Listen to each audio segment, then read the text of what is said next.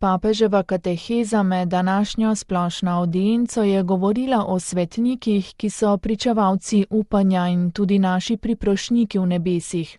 V vsakem trenutku življenja nam pomaga Božja roka ter tudi nevsiljiva navzočnost vseh vernih, ki so bili pred nami v znamenju vere, je dejal sveti oče in izpostavil, da je mogoče biti svetnik v vsakdanjosti življenja, kajti Gospod nam pri tem vedno pomaga.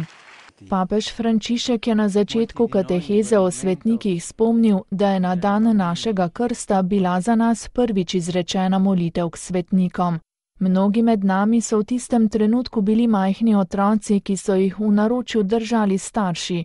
Preden se je opravilo maziljanje z oljem katehumenov, kar je simbol Božje moči v boju proti hudemu, je duhovnik ves zbor povabil k molitvi za tiste, ki bodo prejeli krst, pri tem pa prosil za priprošnjo svetnikov.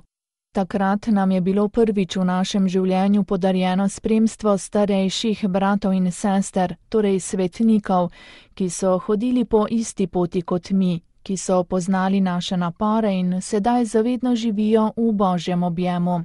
V pismu Hebrejcem je ta družba, ki nas obdaja, opredeljena z izrazom oblak pričevalcev.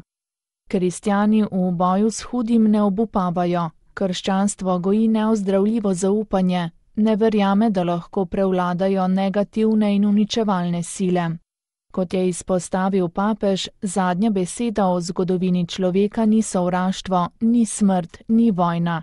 In ogni momento della vita ci assiste la mano di Dio e anche la discreta presenza. V vsakem trenutku življenja nam pomaga Božja roka, ter tudi nevsiljiva navzočnost vseh vernih, ki so bili pred nami v znamenju vere, je zatrdil papež.